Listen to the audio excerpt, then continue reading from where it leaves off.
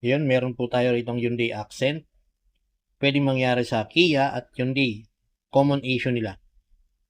Hyundai Accent po ito na 2019. Sa Kia Rio, pwede rin mangyari sa Hyundai Reina. Yan, marami kami na-encounter na ganyan. So, problema ho nito, pag nalulubak, parang may barya o kalansing na barya pag nalulubak. So, para hindi kayo mauwi sa mas malaking gastos, ito, direct to the point na, ayan po yung pwedeng sira niyan. Pero, mas mainam, pa-double check nyo pa rin. Ayun po yung tinatawag na steering worm shaft gear o worm shaft gear.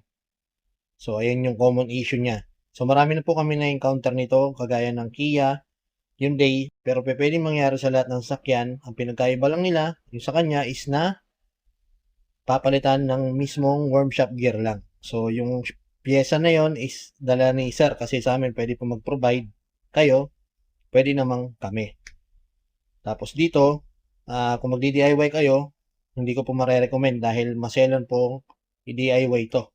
Yan, kagaya niyan. Maraming wiring at dapat hindi bara-bara at dapat alam po natin ang ginagawa natin. Kung tayo magdi-DIY, pwede naman. Siguro depende sa kakayahan ninyo. Pero mas mainam mo, panoorin nyo muna gumawa yung mga marunong talaga. Kagaya niyan, hindi namin pwedeng persayin yan, kaya maingat. Kasi kung may makikita ninyo, merong gear dyan, yung gear niyan is plastic lang, hindi pa pwedeng persayin yan. Kaya dapat marahan yung pagkakasalpak niyan at maingat. Nandiyan yung airbag, ang daming lahat yan, ng mga electronics.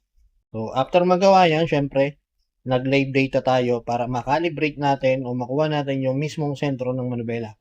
Kasi pag hindi tayo nag-calibrate ng steering, maaaring pumaling. So, may mga ginawa nga po pala kami rito dati. Wala pa akong scanner nung kaya napilitan akong bumili o talagang nag-ipon ako pambili ng scanner. So, medyo may kamahalan din. 60,000 din po yung scanner na yan. Pero kailangan ko po talaga yan. At para mas ma-improve ko yung service namin, yun. After natin makalibrate para wala pong kakabig or hindi iilaw yung traction control. So, yun. After nyan, error road test natin. Syempre, kung nawala na ba. Yun, no. Na-error test ko na. Wala na ho yung concern sir kasi ang mararamdaman nyo dyan, ito. Ganun, no. Parang pag nalulaba kayo, sunod-sunod. Ayan, ganyan.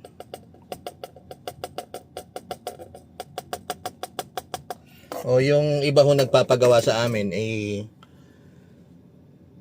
ang nararamdaman nila, parang yung pagkaka-describe nila doon sa tunog na to is tunog barya. Pero sa akin din, ganun din.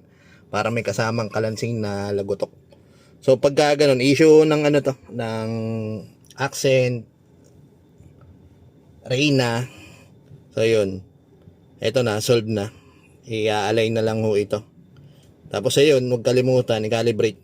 Kasi nung mga una ho, wala pa po akong scanner nun. Kaya bumili ako ng scanner eh.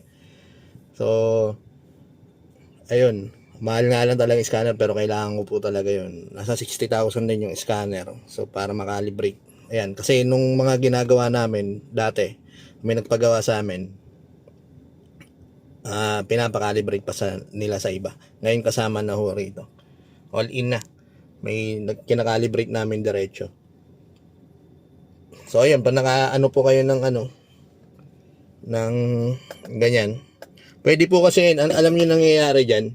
Unang nasisira diyan yung ilalim, mabawa, rack and pinion, coupling, lalong-lalo yung coupling, pag nagkaroon po ng konting kalog yun, kahit hindi tumutunog yun, palitan nyo na yun, kasi itutuloy niya yan. Ayun yung, kumbaga yung impact, tumutuloy dito sa taas.